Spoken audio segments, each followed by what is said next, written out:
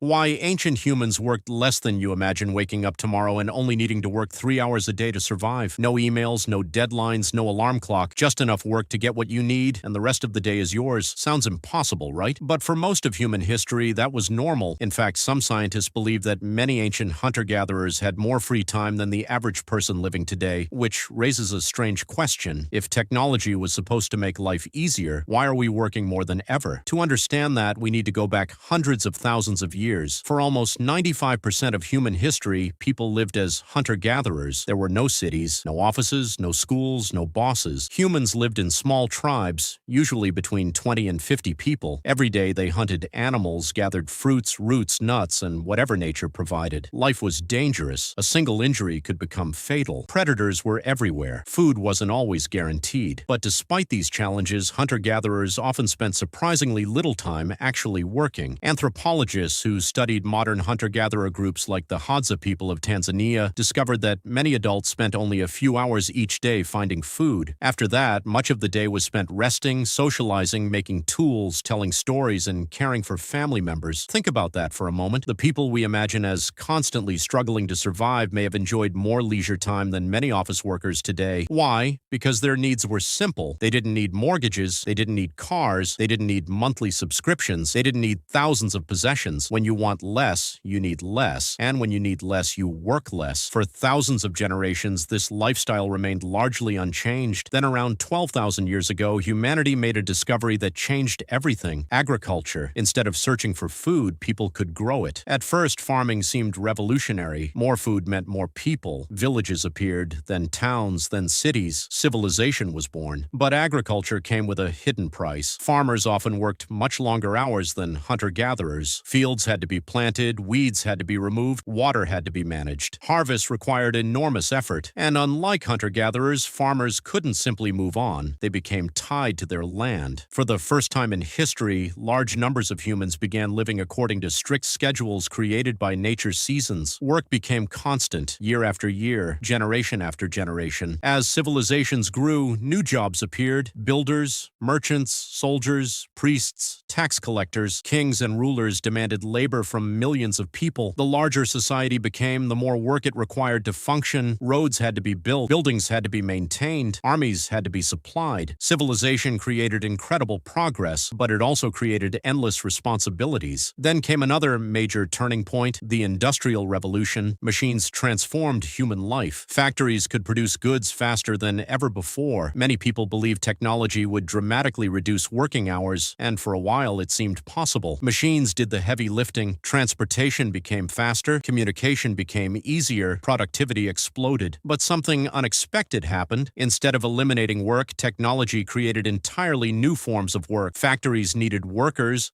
companies needed managers, offices needed employees. Entire industries emerged that ancient humans could never have imagined. Today, many people spend their days staring at screens, answering emails, attending meetings, managing digital tasks. The physical labor may have decreased, but mental labor has increased dramatically. And despite having access to the most advanced technology in history, many people feel busier than ever. Why? Because modern society isn't built around survival, it's built around growth.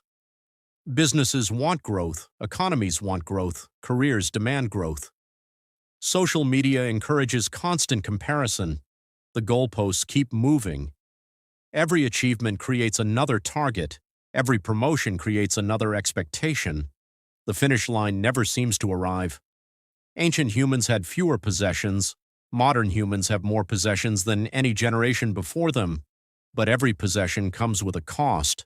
A house requires maintenance, a car requires repairs, a phone requires upgrades, subscriptions require payments, debt requires income. The more complex life becomes, the more work it often demands. Of course, modern life has enormous advantages. Most of us enjoy healthcare, education, electricity, clean water, and opportunities that ancient humans could never dream of. If a hunter-gatherer became seriously sick, survival was uncertain. Today, modern medicine saves millions of lives every year. We've gained comfort, convenience, safety, knowledge. But perhaps we've lost something too: balance. Humans evolved in environments filled with movement, nature, community, and face-to-face interaction. Not endless notifications, not constant deadlines, not 24-hour connectivity. Maybe the lesson isn't that ancient life was better. It wasn't. Life was often harsh and unpredictable, but perhaps modern humans can learn something from our ancestors. The idea that life doesn't always need to be optimized, that rest has value, that free time isn't wasted time, and that technology should serve humans, not the other way around. Because after thousands of years of progress, one question still remains. If life keeps getting easier, why does it feel like we're working harder than ever? Maybe the answer isn't hidden in the future. Maybe it's hidden in the past.